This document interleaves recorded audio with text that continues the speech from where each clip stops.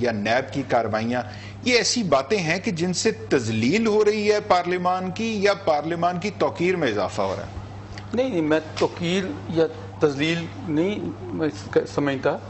اصل پہلے اس بات پہ آ جائیں کہ جو آپ نے پہلے سب سے سوال اٹھایا ہے کہ پارلیمنٹ میں جو ہو رہا ہے کیا یہ پارلیمانی آداب کے مناسب ہے، مطابق ہے، یا کہ کچھ اوچھا پن زیادہ ہے. جی بلا شبہ یہ بات ہے کہ پارلیمانی جب کہتے ہیں پارلیمانی گفتگو کرو، اس کا مطلب یہ ہوتا ہے کہ ایک شائستگی کو برقرار رکھا جائے. اور اگر یہ کہا جائے کہ اپوزیشن والوں کی تربیت ہی چونکہ مارشل لا دور میں ہوئی ہے، اور یہ وہ کہیں کہ جی آپ جو ہیں کھلنڈرے ہیں یا جن کی ٹریننگ کہیں بھی نہیں ہوئی ہے، تو یہ چیز کو اچھی نہیں. ایک دوسرے یہ تو ذاتیات پہ حملے والی بات ہے. اور میرا خیال ہے کہ ترقی پذیر ممالک میں ویسے اس طرح کی چیزیں بنتی ہیں جو جہاں ڈیموکریسی مستحکم نہیں ہوتی وہاں لوگ ذاتیات کی طرف جلدی راغب ہوتے ہیں، بھڑک کے آتے ہیں. یہ چیز اصل چیز یہ ہے کہ ایشوز پہ بات کی جائے، نان ایشوز میں اور ذاتیات میں نہ الجھا جائے. اب ایشوز پہ آئیں تو دیکھیں، احتساب جو ہے یہ زندہ قوموں کی علامت ہے. میں نہیں سمجھتا احتساب کوئی بری چیز ہے، احتساب سب کا ہونا چاہیے.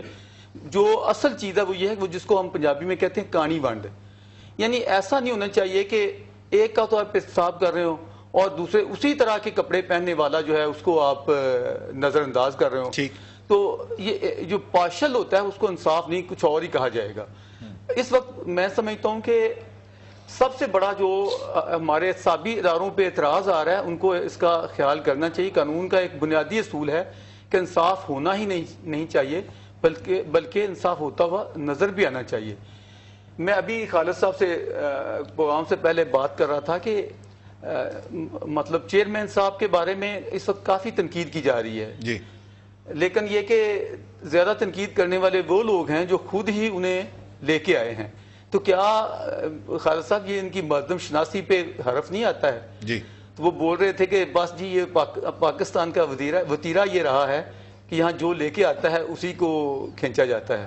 دیکھیں نا، جس نے جس کو لایا، آپ پرانی تاریخ پڑھ لیں، ضیاء الحق نے جس طرح ان کو بھٹو صاحب لائے تو جو سلوک کیا، تو اس طرح کی مثالیں اگر دینے لگیں تو بہت زیادہ بن جائیں گی.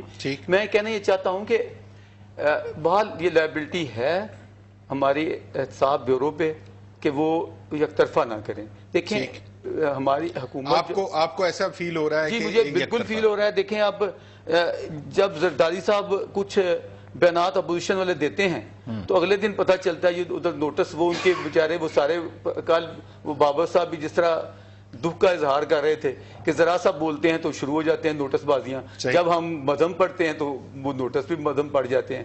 تو دیکھیں یہ ایک منجے ہوئے لوگ ہیں، یہ ان کی زندگی گزری ہے پارلیمانی آداب کو سکھاتے اور سیاست کرتے ہوئے. اب دیکھا جائے تو میں نام نہیں لینا چاہتا، لیکن پی ٹی آئی میں بہت سے ایسے لوگ معززین ہیں جن کا ابھی معلوم جبا کی بات آپ سے ہی ڈسکس ہو رہی تھی. تو بہت سے لوگ ہیں جو پردہ نشین بھی نہیں ہیں، واضح ہیں کہ ان کے اوپر خاصے اعتراضات اور الزامات ہیں. اور ادھر کیوں نہیں رخ ہو رہا؟